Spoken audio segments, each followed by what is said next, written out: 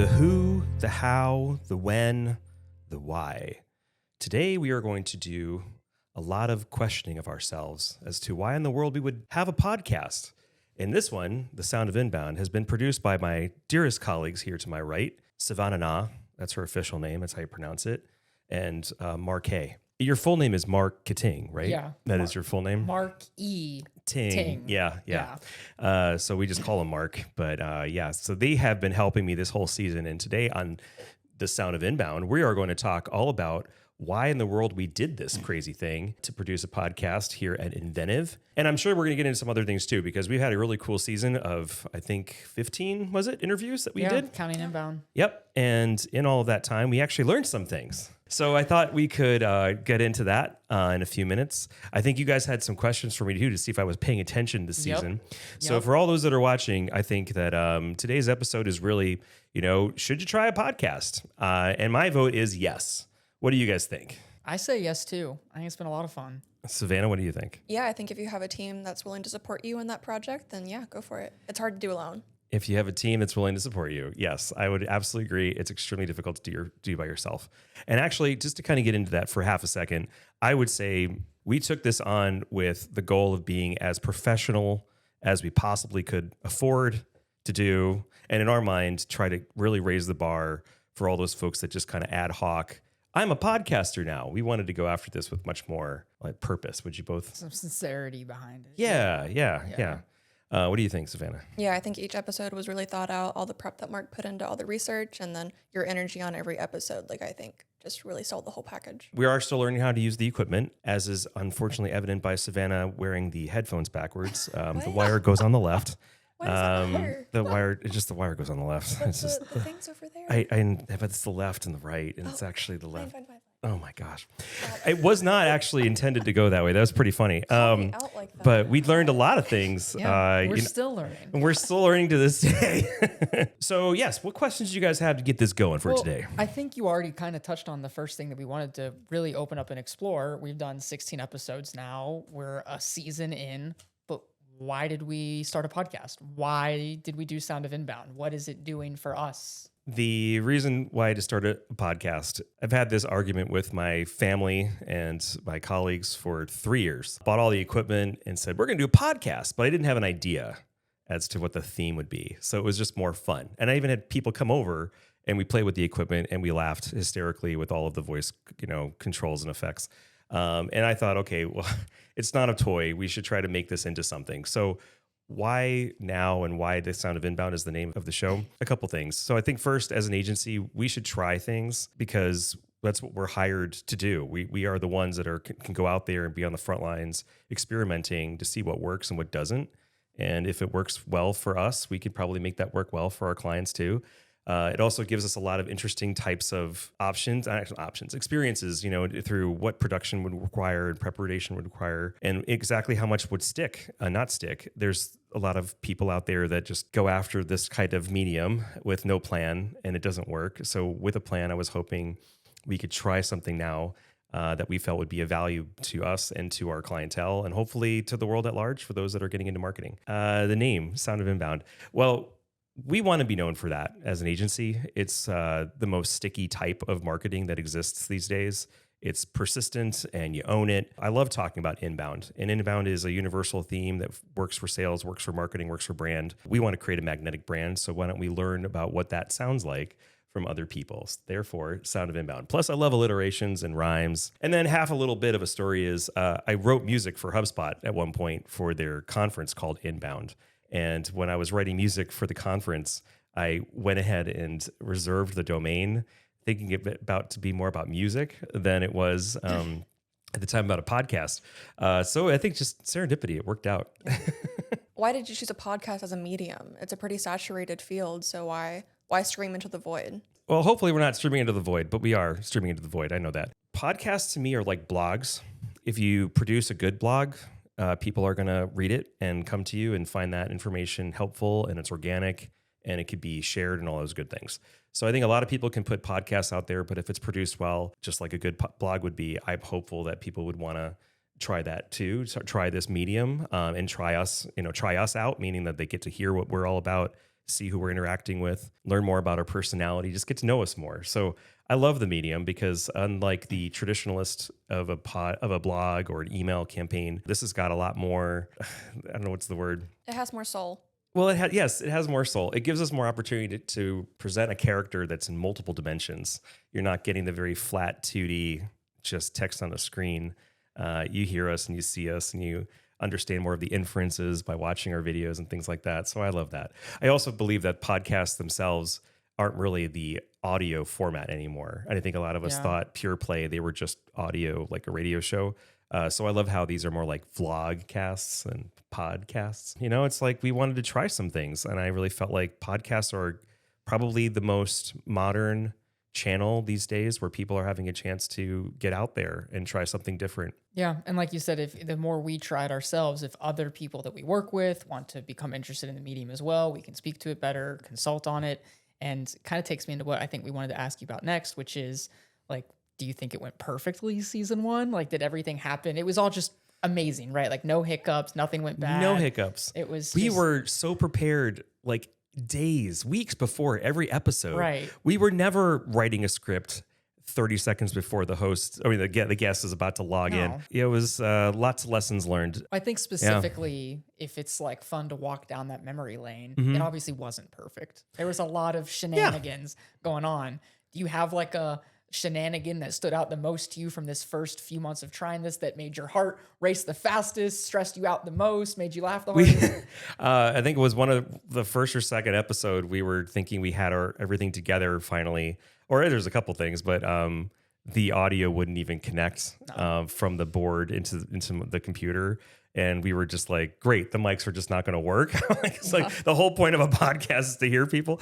And that was with moments to go of us trying to get like our time that we dedicated amongst all the other things that we're doing. And that's been really impressive. We've been squeezing this in amongst all the other projects and priorities that we have, and, you know, knock on everything. But we have not missed any deadlines for our clients and for ourselves because of this production. We've really tried to find ways to make sure this was on us, and we wanted to make it fit, but it wasn't going to take precedent over the work we had to do for our clients. What about you from the production side, Sven? Any shenanigans? Everything.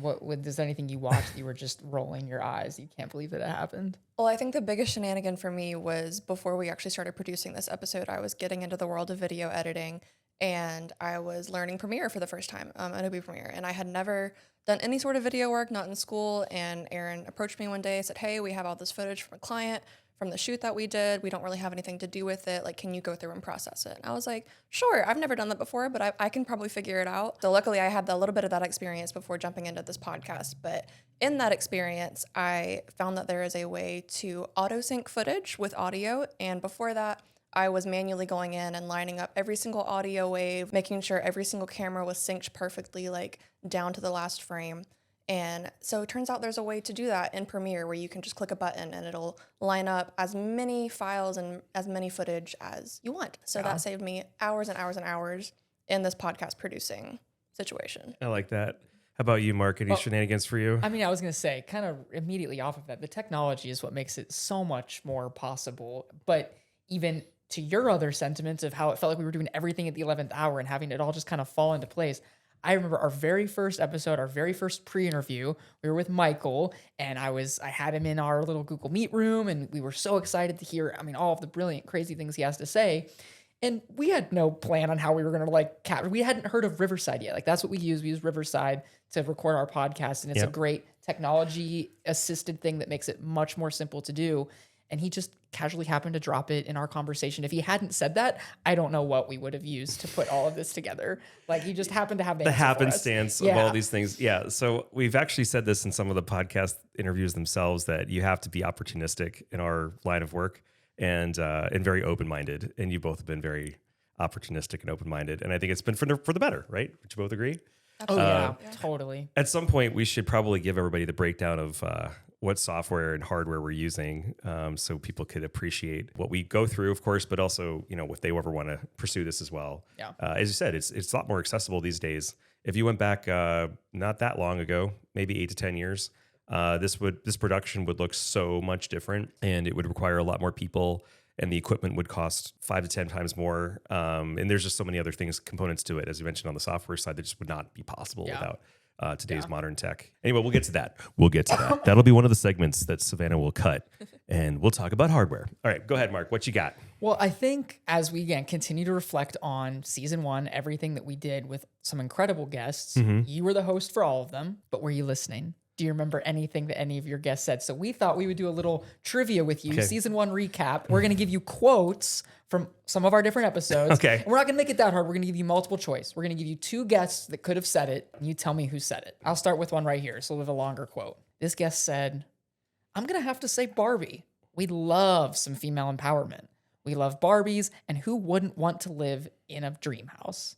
Was that Claire Fallon or was it Gabby? Wow, look at you. Claire. You had that on lock. Claire every day of the week. Yeah.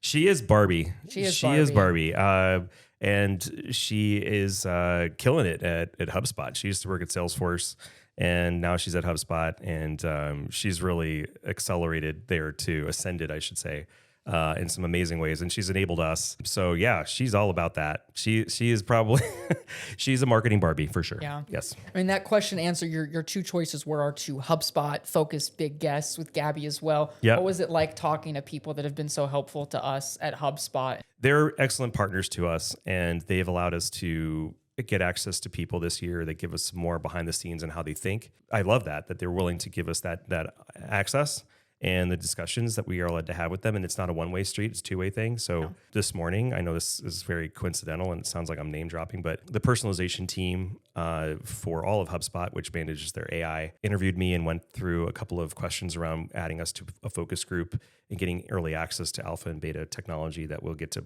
work with. I think a lot of that's because we've been opening up to conversations with them about what works for us, what doesn't. And they've done the same with us, working with agencies, what works, what doesn't. So it's really kind of fun that they are willing to share all these things. I mean, their hope is we're successful, because if we're successful, they're successful. Right. So it is the ultimate partnership for us right now. And they are more than ever in our 8-year history so far as Inventive. They are more a partner now than ever before. All right, next quote. So this is from early in the season. The quote is, "It's all about the mileage. You just got to get the bad stuff out and then you'll build yourself up." Was this your sister, Rebecca, or your brother-in-law, Michael? Wow. Little family feud here. Michael. Yep. Yes, it sounds like him. Now, he's in production. He has to live it every day. And I'm sure you guys would be very jealous of what they get to work with, the amount of the size of their production group. So I'm going to do just a quick name drop on Dimension 20. A fantastic production, and he directs that show. And they're about to do a live event at the MGM in Vegas in just a couple of days, actually. I mean, we need to tap into him more on what production we could be doing to kind of continue to up our game. He always has fun, and that's what the important part is. He told me that he does kind of like a kind of pump everybody up right before the recording starts. Feel very fortunate about what we all get to do and we're getting paid for. That you don't want to take any of it for granted at all. And there can be a lot of drama, no pun intended, on a show set.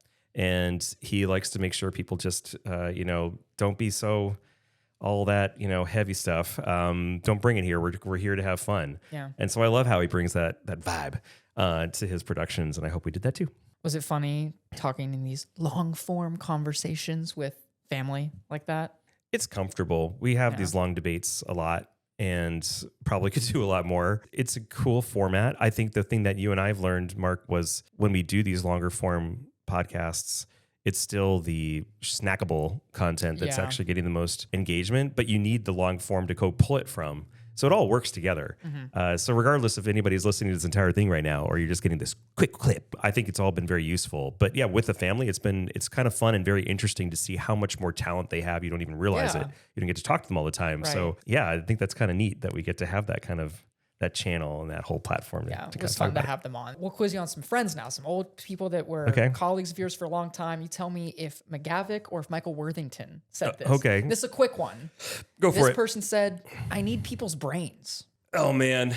They would both said this, but McGavick is more humbling. So yes, I'd say McGavick said it. Yes, McGavick did. Do you remember the context? I could think of maybe what the context is, but tell me. It was the AI revolution conversation. Oh, from my a PR gosh. perspective. And, as much as all of this is going to continue to change the way we do work, you still need that human mind. And she and her line of work needs the human touch, the human brain behind it. They are both very successful people, and they wouldn't be without really talented people around them. And they say that all the time.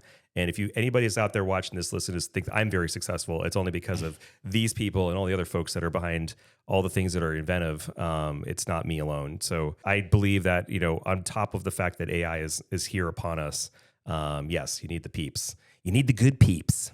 Okay, so this quote is, the true test is not whether you can make something cool, but if you can continue to eat and pay rent while figuring it out. Was this David Nathan or Adam? Oh, Adam. Yep, that's right. Yeah, Adam's hysterical. I wish we had him longer. And sometimes I find it funny. He gets on our podcast. He's all this equipment on him. And then he can't use his own mic. And he has like a background in like music and sound design and video production. And it's just gets the best of us, right? It's like you come in with all the best plans and you're like, yeah, I'm just going to use the laptop mic here. Sorry. He's really created a whole different kind of brand for himself that I don't know if he intended when he first started off his career to build his own video production company and then get associated with some really like amazing brands that are to this moment right now, like within the last couple of weeks, are still making a lot of headline news. So what's the name of that car? It's it's something with an A. It's Aptera. Aptera. Yeah, thank you. Yeah, it's Yeah. Aptera. And it's a solar electric car. As much as people think that maybe the innovation in vehicles is slowing down, there's still some really amazing companies out there, and Adam's helping them have a voice. And I thought that was awesome. That was awesome. Anyway, I love that guy. And his company is Best Friends Creative. So how could you not love him? Bonus trivia, because Okay. I just thought, and I know the answer, Sure. so no pressure. Why is his company called Best Friends Creative?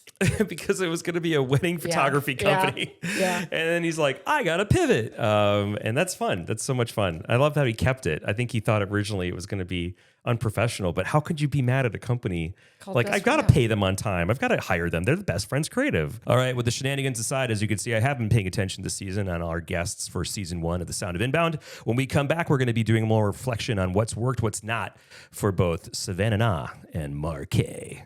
Stay tuned.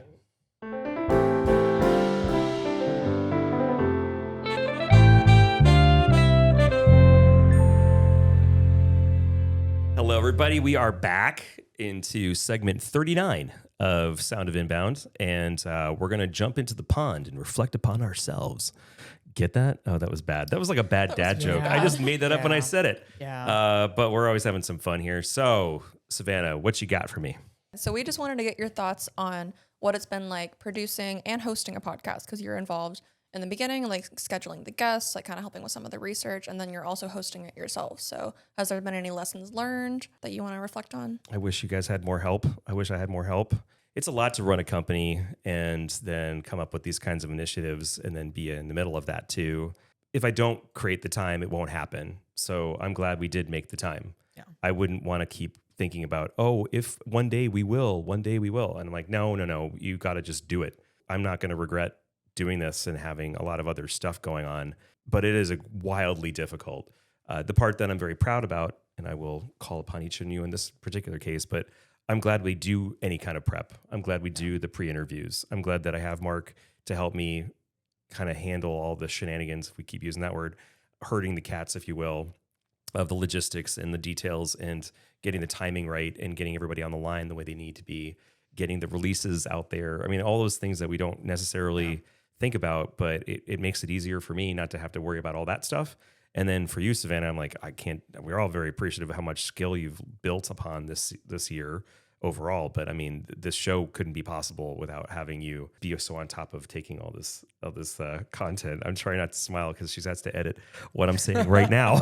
And I'll smile when I edit it later. I know, exactly. But there are many times where I'm just like, oh boy, I got to make sure I do this right. So I'm behaving for Savannah. Again, I couldn't do this without you guys. I think last year at the conference Inbound, I tried to do everything myself because I didn't want to bother anybody.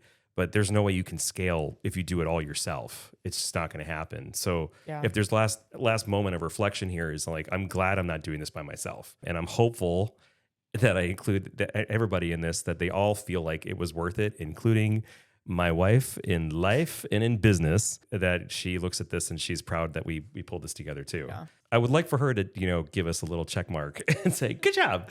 And I'm hopeful the rest of the team feels the same.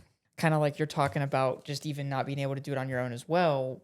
we even still have those shortcomings, even with the full support of the team, right? Like, I appreciate that it goes noticed and it's useful to you at all, that we do all the pre-interviews and all the other stuff like that. And of course, Savannah's just a superstar and slaves away and like edits all day and night, but we're still not doing it perfectly. We're not doing it perfectly, but we're doing it. And that's again, what I think just counts, that there's a lot of groups out there. We'll talk and talk and talk. I said this morning, we're just talking about it. And I just really wanted to make sure that people see that we are getting it done, delivering. And that's across all the things that we do as a team as well for our clients, that we're always delivering. And we've done that here for sure. I will also mention though, it does require a talent across all the different roles that we have.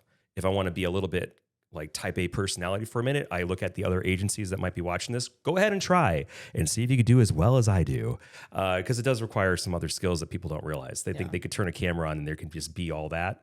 And that's not easy. It's not easy to do. So it's hard to kind of switch it on, switch it off. One of our other colleagues the other day, she said to me after the interview, I came out of the office and she's like, how long does it take to come down from all of that? You're just going to switch right into a client call? Like that's really tough. Yeah. And what's really funny is I'll still have all the equipment set up. And so we'll get on the next call and then I sound You sound perfect. perfectly clear and buttery smooth.com on the next call. And the client's looking at me going, what's going on? And I'm like, we were running a podcast. Sticking with reflecting on some of the themes then, we talk about the theme a lot about, and a lot of our guests mentioned this too, of just keep trying, just go out and do it. One other theme that I think I picked up on a lot as you had different guests on is you asked them about their personal brand, their business's brand. So a season into this now, if you could use one word, which is a question you've asked a lot, if you could use one word to describe the Sound of Inbound brand, what would that word be? I have a lot of words coming to mind. Edutainment is the closest I could. I know that I want it to be both educational and entertaining. I think that the only way we get through to people is with humor and storytelling. And I want to make sure I'm coming away with something. I want the good vibes. I always do. And a lot of the other podcasts we listen to, we all do, have a lot of entertainment value, but they don't have much to learn from. Yeah. And then the ones that do really, really well somehow do that, edutain.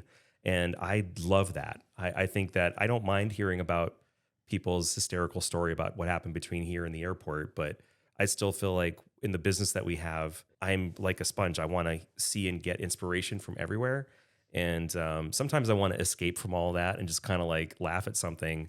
But if they're in my world and they can empathize with the things I'm going through, I'd love our podcast to show that there's a lot of hysterical people out there that are also really witty and fun, lots of great stories, but they have something to share that's very valuable for all of us. So edutainment, that's what I'm going to say.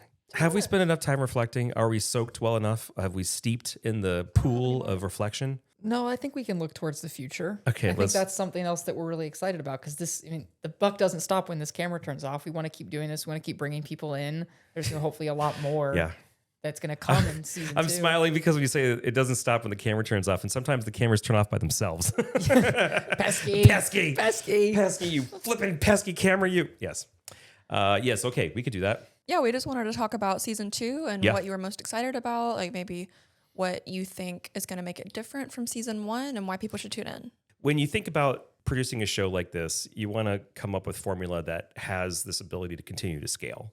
And one of the things that we did, which a lot of groups do when they start their podcast, is you go talk to people that you know, trust, love, to be on there first because they're the friendliest audience and recipient of the request that you could find. So it's a very safe space. And season 2, we're going outside of our circle. We're talking to people we're not working with every day, that are not folks that we might have even worked with at all. But we found it to be wildly inspiring, and they're doing things that we feel really should be highlighted and put a spotlight on it, I guess is what I'm looking for. You could use the word tastemaker. There are some things happening already in season 2 that are just like, oh my gosh, how did we get this person to do our show?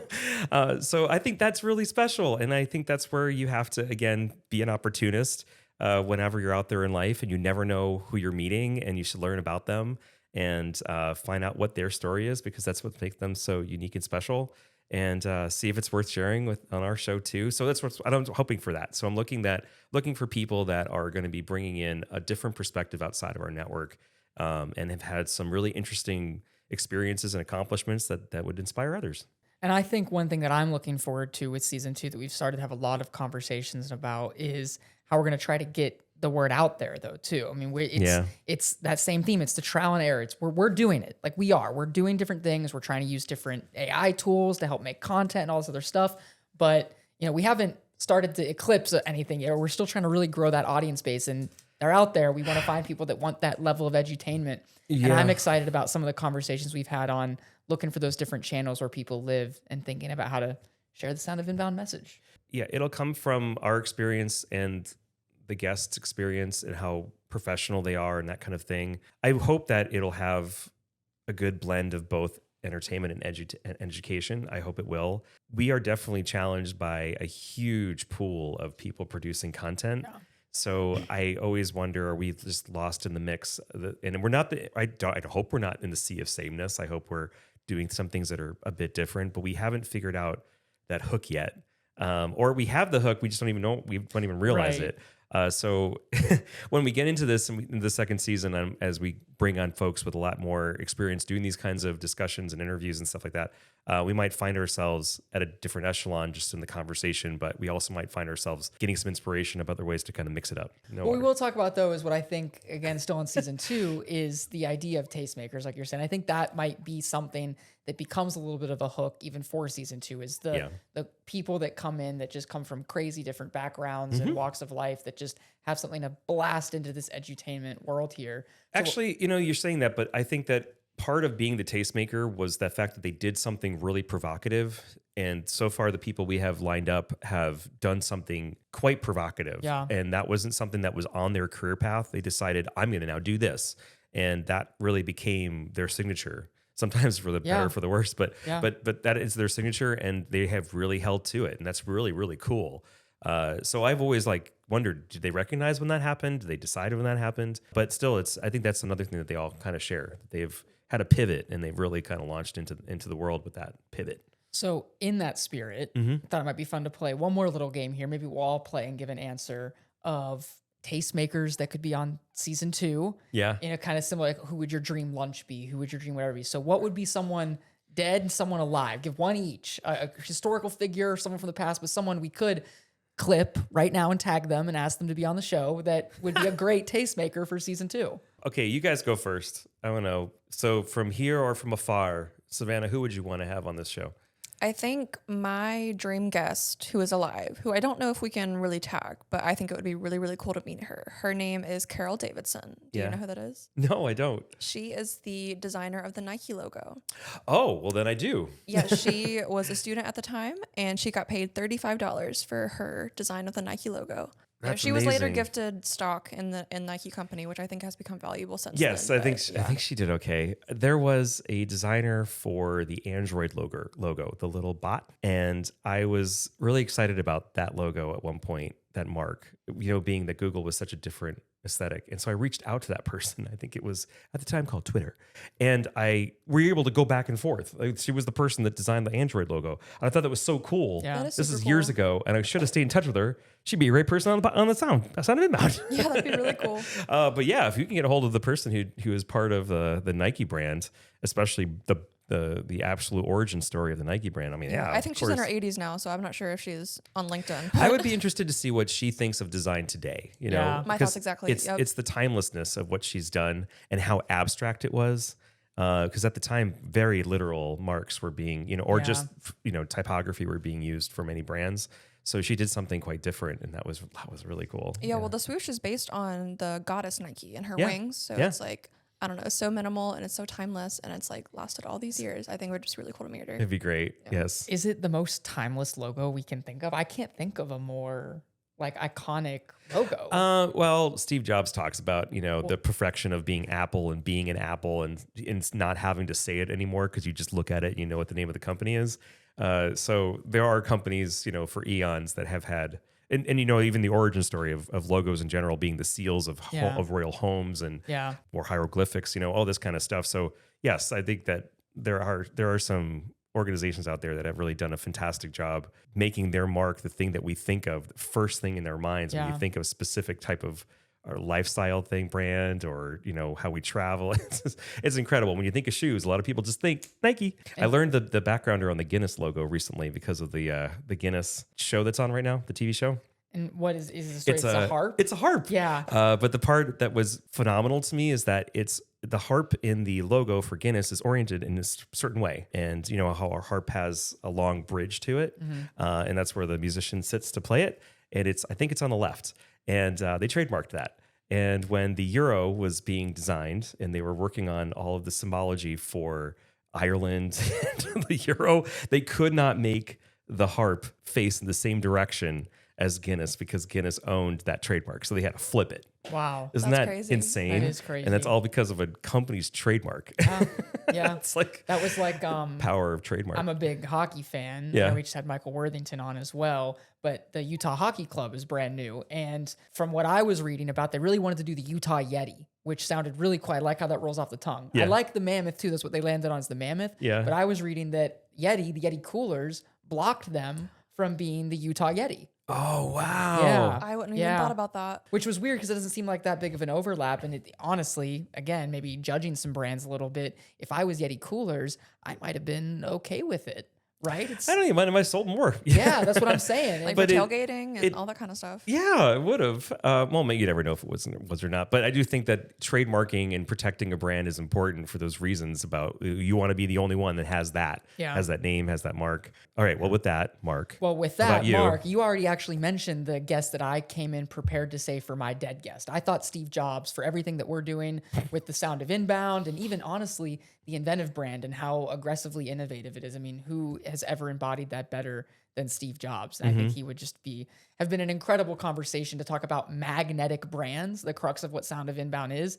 How could you ask for more than that? I don't think when they started that company, they thought they would create a culture with a technology company. Yeah. And that became, I mean, do you guys ever remember the commercials of Apple versus PC?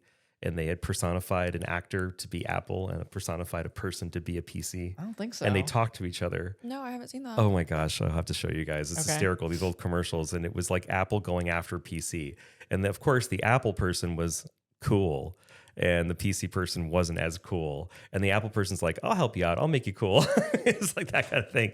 So it was really kind of fun. Yeah, I would love to have a conversation with Steve Jobs. And maybe one day when the AI gets to that point, we can have a virtual conversation.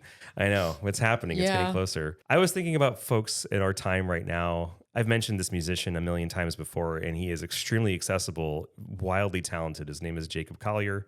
And if he's listening, I'd be in dreamland. He's younger, but he has absolutely changed what modern music, where it's going in general. And he's a definitely musician's musician, but he has fans internationally and he just brings people together. And if one thing he's known for now, which I don't think he expected to be known for, is the audience choir. So he goes to these massive events and he can get everybody to sing in harmony. And he has everybody switching keys differently. Wow. It's absolutely beautiful how he's brought together all sorts of amazing places and cultures and people with music. So he'd be absolutely fantastic because he's built a brand for himself. He also dresses up about as colorful as you can possibly get. He loves Crocs and he loves socks.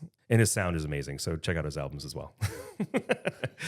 Well, Savannah, did you have anybody else you wanted that as a dream guest at all? I think if I had to choose somebody that was dead, I thought it'd be really cool to talk to Salvador Dali. I just want to know how his brain works, how he envisioned all these incredible works of art.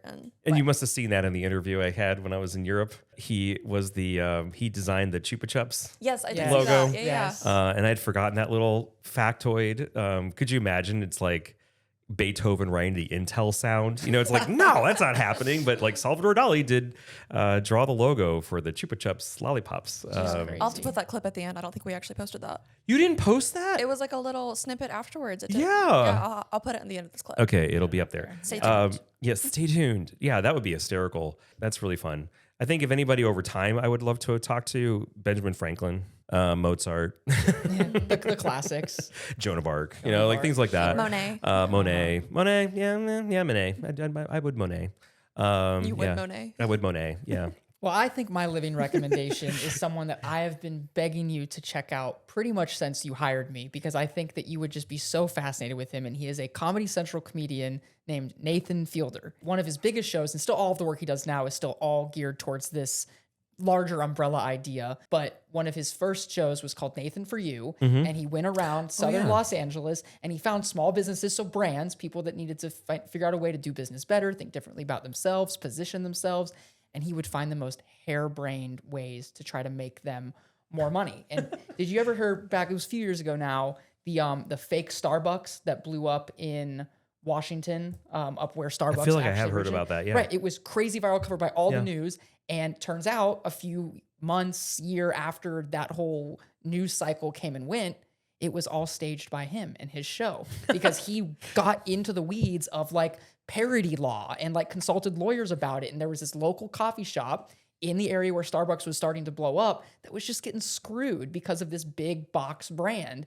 And he said, well, if this is an art exhibit and we're actually just making fun of Starbucks and we do all these loopholes technically correct, we can legally look exactly like Starbucks. Have you guys seen Coming to America with Eddie Yeah, Murphy? of course. Oh my God, you haven't seen this No, movie? I don't think so. Oh my We lord! actually just watched it on my last trip with my family. McDowell's. Is it McDowell's? I think so. And it's the Golden Arches. Yes. But it's Yes. McDowell's. Yes. And they all say like, hey, you can't have that. He's like, yes, I can. It's called McDowell's. It's not, Right. It's not McDonald's. It's very funny. You should watch it. That is someone, if I think about people in the world that have made a name for themselves that just think so interestingly about brands and how to pull people in and how to do things differently. Yep. He has done it in such a harebrained way that I just think it's phenomenal. And I think Yep. you'd love him. I think depending upon how timely this podcast gets out today, but I think at the end of this month, September 30th, there's a show coming out with Jimmy Fallon as the host. Oh, maybe it think already it just started. came out. Yeah, I know what came you're out talking September about. 30th. Yeah. I think is Oh, when I the thought you meant it show was coming It's out. called Yeah. Brands or something, Yeah, right? and it's called like Our Brands or Brands, and Yeah. they take a bunch of very famous brands and they have people, creatives, come up with an entire quick campaign for them with taglines and art and commercials and everything. I'm fascinated. I think I want to see that. Anyway, I think for just half a second, we should talk about our equipment and our software for those that are interested in the stack. Yeah. So on the software stack, we're using Riverside. Is it Riverside FM? Is that the actual official name? I think it is Yeah, I Riverside think so. FM. Yeah. And of course, we're using Adobe. And we're using Adobe Premiere, not have to use any After Effects, right? Nope, just Premiere. Are we using anything else in that way? I guess it's just that for the for production. A little bit of Canva mixed in there. if that Just a little counts. bit, yeah. We'll get some magic clips out of Riverside, and then Yep. we'll put them into Canva to add like our branding and title cards and things. Yeah, but not Canva. Riverside does give you the ability and the environment to put together the design and anything else you want framing wise, and even do light editing within the tool too. So if we didn't have Adobe, we could use Riverside, I guess. So we have that. And then for posting, we've been using HubSpot for all of our posting. And sometimes we have to go back into LinkedIn and fix some of the tagging because LinkedIn just ... LinkedIn. Actually, frustration that we have, hashtag not a sponsor. Apple, we can't seem to get the podcasting, whatever that thing is, Apple Podcasts. Yeah, we're available on Spotify, YouTube. Usually you say LinkedIn. more than that. Yeah. Well, link, right. But And our usually the website. podcast, available on Apple Yeah. Podcast, Spotify, and YouTube. We can't are figure out having Apple. a heck of a time trying to get through on the Apple side. So we're going to try that for season 2. On the hardware side, we're using a Rodecaster. It's a whole kit, actually. You can get it, but there's the mixer Rodecaster. These are Rode mics. And then on the camera side, we have some amazing workhorse cameras called DJI Osmo Pocket 3s, and they've been great. And then we have this little garbage thing in the corner that I want to squeeze, Canon EOS, and it overheats constantly. So we name it Pesky, and it actually cut off in the middle of this podcast. So that's why we don't have that angle at this moment. Maybe we will at the end, I guess. But that's the other camera that we're using. We bought our lights from Luma. I'd have to double check. We can put it keep into the thinking details. it's Lumen, but that's Severance. That's something different. Yeah, and it's a great company. They just make lights, and they are very cost effective. Very, very, very, very cost effective. And then we'll put the rest of the names of some of the other equipment that we get from Amazon from these tasty stands. Which, wait, Savannah, tell everybody what you used to do before we had a stand that had a counterweight on it. Oh, we used to take like all the extra cords, even some purses and things, and hang them on the end right here so that the mic wouldn't fall over. Wouldn't fall over. Yeah. Or I wouldn't jiggle the table and you guys had to put everything up on an Yep. extra stand. Oh, all the fun things. But I recently found this boom stand that Mark's using, and that thing is slick and it's very, very cool. I highly recommend this thing. It's gas operated, so there's no thing you have to tighten it just automatically stays in place. I think is that everything? I guess our Shure headphones, which are very inexpensive too, but they've been very good. They've been great. It held up.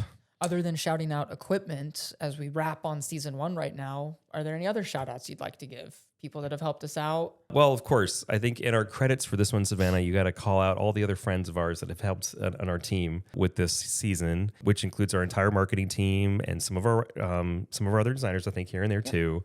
Have the writers actually jumped in at all for season 2? Okay, writers, we're calling you out. So you got to come over and be on the podcast. Give us now. a hand and a pencil and write what I'm trying to say next time. Let me think what else. No, I do think that the team overall has been very supportive of us, and the guests, I mean, from Rebecca and Mike and Claire and Gabby and Kip and, oh my God, I try to do this now, Jonathan Dick, and we also had Kyle Jepson, Luke. Adam Powell. Adam, thank you. Kaylee, yes, Kaylee. David, right? David Nathan. And then we also had David Watts. Michael Worthington. Who else am I missing? Oh, we should have been counting. How many was that? that? We definitely didn't list them in order. We shout you out though if you were on this show. All right, I'll do a pickup again. And then for all of our guests this season, you guys are amazing and fantastic, and we appreciate it. We wouldn't be here without you. And with that, it is a wrap with season 1 of The Sound of Inbound. I have to again thank everybody that has been participating in this first season. Thank you to everyone who's been involved with this process, both as guests and everyone behind the camera helping with production. It's been an honor to edit all of your conversations. We hope that you've learned a little bit through edutainment. Please join us for season 2, where we're really going to get into it with folks who are, we think, really making an impact in this world in all sorts of interesting ways. So that will be coming soon on Apple Podcasts, Spotify, YouTube, LinkedIn, thesoundofinbound.com, and hopefully many, many more places. Share it with everyone, talk about us, and come listen. And with that, it's a wrap. 1, 2, 3.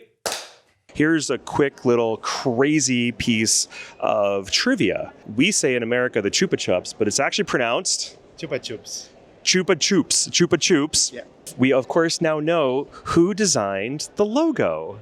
Salvador Dali. Salvador, the none and only, the one and only, the none and only, the one and only, the none and only, the one and only Salvador Dali designed this Chupa Chups logo. There you go. Check it out. You never know.